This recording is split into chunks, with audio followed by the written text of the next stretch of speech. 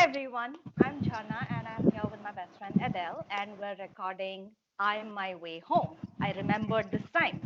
All right, so today's topic that we're talking about is interacting with children and how would we interact with children, what would be an ideal scenario, and the kind of experiences that we have had growing up in our childhood. So, Adele, I would like to ask you, what was your interaction with adults when you were in school and maybe until, in your teenage years? What was it like? The ones I remember are the creepy ones. I think all the healthy ones I don't remember, which is always good, right? So, but the creepy ones make an impact for the simple reason that our survival depends on our memory of the dangerous events or the events that made us feel threatened and our survival was at stake. So as a result of remembering them, our body becomes wired for survival. So that's how I grew into adult life. Unfortunately, my wiring then went on autopilot, and then it became another trial to reparent myself. But um, yeah, the memories I have are all the good times. I don't basically remember, but the trying and the difficult and the creepy ones I do. Yes, Hmm. as I'm sure most of the children right now are. What about you, Jenna? It's almost the same for me. I think as children we're socialized, right? And socializing in itself can be a very difficult process. And when you're children, you tend to absorb a lot more of the harmful things that have happened to you simply for the purpose of surviving and making sure that you don't make a mistake, you don't, step out of line, just so as you grow older, you'll be more accepted by other people because we're wired for survival, and we're also wired to have social needs because we're human beings, we're not islands. So that is something that I mostly remember. However, I do remember maybe a couple of happy incidents that have happened, but for the most part it's always about what I shouldn't be doing, how I need to make sure that I'm always alert, always watching my back, and how I have to behave a certain way to become part of a group, and everybody in the group would behave the same way. That's one thing that I remember. Another thing I remember is when I had adults talking to me, it was always about telling me what to do, telling me what to do simply because they were an adult and I was a child. It was not about separating, okay, we're telling you to do this and you do it because I'm older. It was never an explanation given to me as to why I needed to be doing something. And of course, like you said, we're wired for survival and we end up behaving in a certain way simply because that's just how we are as a society. So that's been pretty much my experience as well. What is your relationship with, like, I'm sure you have young nieces and you've known parents who've got young children. So what has been your experience with interacting with them now that you're on the other side of, you're growing, like you're not a child anymore. So what is it like when you interact with other kids? Um, I'm very two things. Number one, I know that if I behave properly, I'll be forgotten, and that is the way I need to be. And it's only if I am sick, wherein I will try to be memorable to a child, because a child is has the right to forget me, has a right to have all these amazing experiences that I take for granted and goes off into the background of my vision and my hearing and my smells and my thought process. These are things that a child is discovering for the first time, and if I want to make myself memorable to a child, that's a definitely problematic type of narcissism. Unless the child is mine, don't ever try to make yourself impactful to the child. Having said that, the second thing that, and I think the healthiest way to interact with a child is in a forgettable way. Don't try to make yourself memorable. If you're a teacher, let the teaching of the lesson, let the lesson learned be so wonderful that it gets absorbed, and the lesson becomes bigger than who you are. Um, it's only there are lots of, and this leads into my second point, which is I am very, very aware of the climate. We are all the products of damaged people who were damaged by adults when they were children, right? So now we are having children, and our children are, we're watching them like that, like under a microscope. Um, that hasn't stopped bad people, that hasn't stopped predators. They've just become cleverer, they've just become um, more smart in avoiding capture, right? So I always wonder what am I supposed to do to not be the creepy person, not be a horrible person. And then I realized very early on, very, very early on into my musing of this, is that it's not up to me. I'm Mm. nobody unless it's my child. I have no responsibility to for all adults in this world. It's only the parents who have to teach the child about all the adults in the world. It's not up to me to make the child trust all the adults in the world or not trust all the adults in the world. That is not my place. So I'm very, and if I see a man with a child, I'm so sorry about this prejudice, but if I see a man alone with a child, I watch them. I just do. I watch them very carefully, and I rescued a few children. Um, I've got my antennae out. I'm very, very, very protective like that, and I'm also very aware that as an adult, how I interact with children. Um, and because I'm not a creepy adult, I have no problems towing the line and following the rules. It's only the creepy ones who will try to like question the boundaries. So yeah. What about you, Okay. Jana? When I interact with children, I've had a little bit of experience in that area because I used to teach kindergarten a few years ago. And a school setup is so different from interacting with children outside the school, right? Because schools have certain rules that you need to follow and certain things that need to be disciplined. So those things are a little different. So when it comes to children, I think um, as a kid, of course, we're socialized in a particular way. That hasn't really changed very much. In fact, I feel now parents are a lot more um, around their kids all the time, specifically during the pandemic because they're home all the time.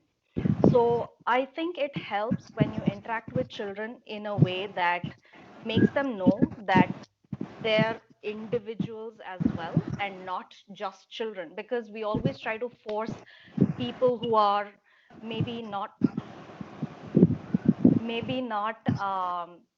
we think that a child is weak because of his age or because of his size, and we think it's okay to dominate over somebody who's helpless in front of an adult, because that's how a lot of parenting happens.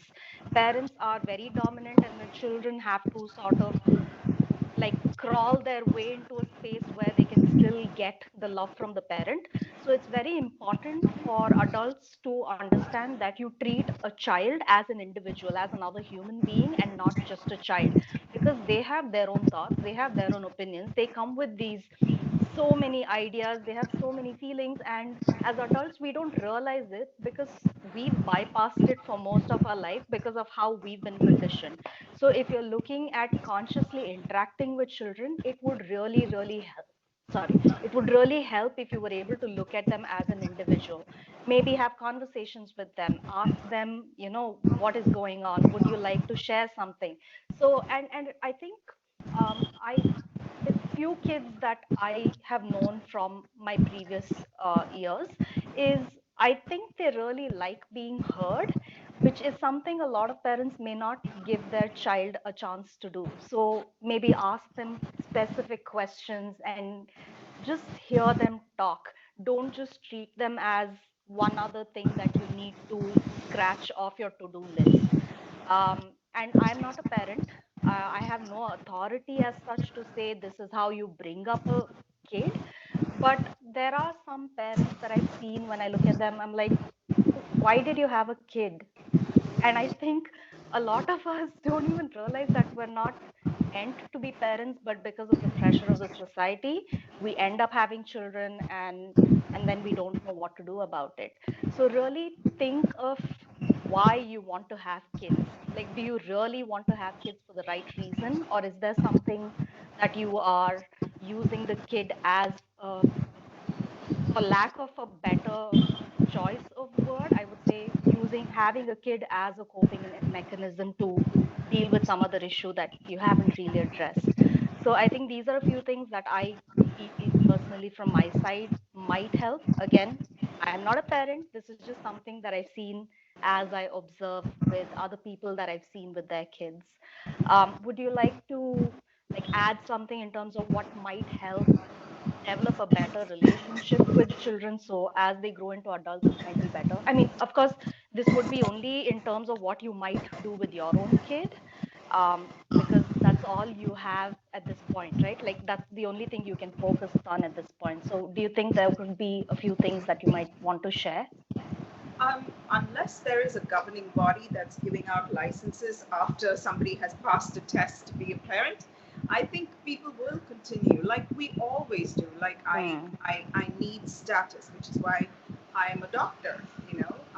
Like children children satisfy a specific ego need, and it is going to be what it is. What I would really hope for is stronger legislature, stronger protective laws, stronger governing bodies for children, you know, safe havens for children to go to from abusive homes, um, child health services that are like we have.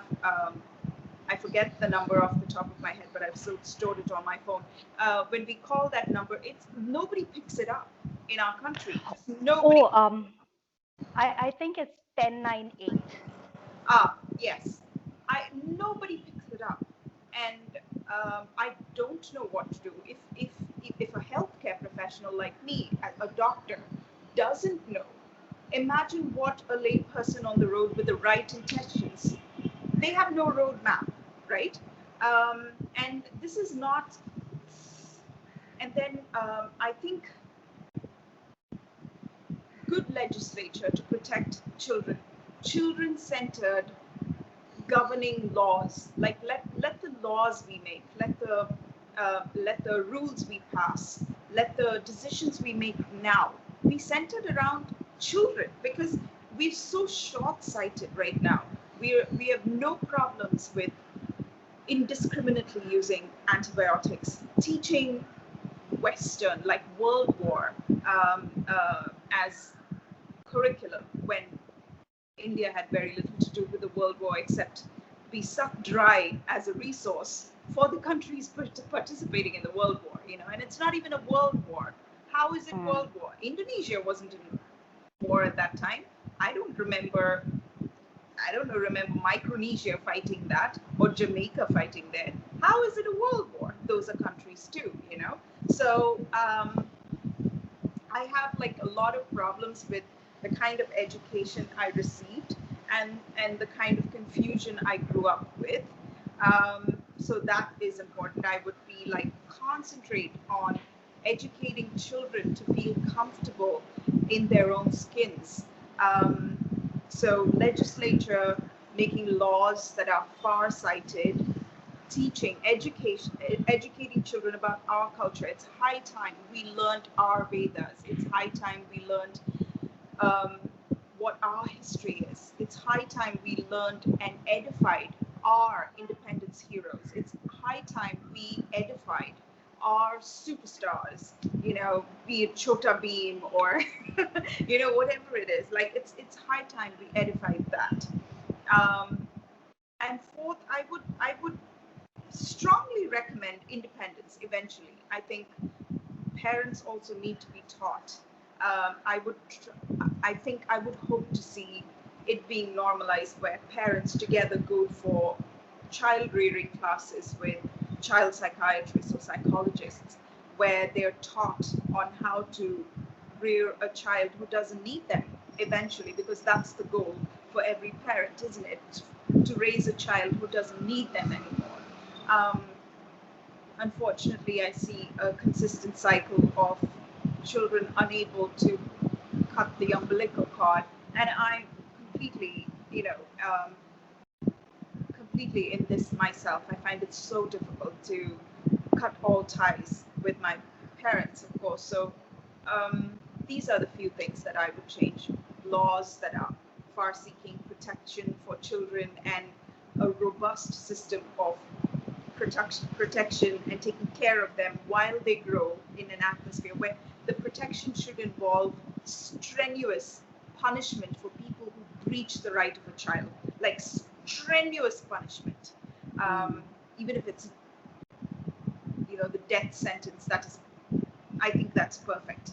Um, of course, like I said, like teaching parents, normalize therapy for parents on Mm. behalf of their children, and children being raised in the right and proper way, where they're grounded in their reality instead of growing up like I did, completely confused about my identity, confused about who I am as a person, because my God is white skinned, blue eyed, blonde haired, and spoke English through the Bible. You know? uh, um, and more than anything else, allowing children to grow up in an environment where they don't need parents anymore. So that's what I would hope for. What about you, Jana? And I think in our society, when we talk about where the kids don't need the parents anymore, I think it's going to take like a revolutionary attitude change, because the kind of culture that we live in, we still live at home until we get married, no matter how old we are.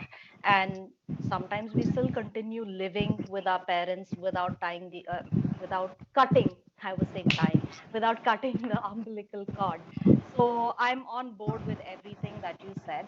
And I think most importantly, I think it'll help if parents are the ones to take this up, because children learn from the parents. What you teach them is what they're going to carry forward. So yes, all like yes to all of it. I think at the end of the day, we should be able to treat each person, small, big, young, old, as an individual. And just because they are of a particular age, it doesn't mean, I mean, they may not have the life experience as children, but they're still their own person. So I think understanding the basic humanity in everybody is something that will hopefully, hopefully make things better for the future. All right. Thank you so much for joining me, Adele. And thank you, all of you watching this video. If you have anything that you'd like to share with us, any insights that you have where you've had interactions with children, please feel free to share it with us. And who knows, we might also make use of it and maybe it'll help us. So we'll see Keep you it clean, soon. though. Keep it clean. We don't want Oh, God, yes. freaking out over our video, right? Yeah. So if you like the video, please click like, subscribe, and share. And we will see you in a couple of weeks. Thank you and bye.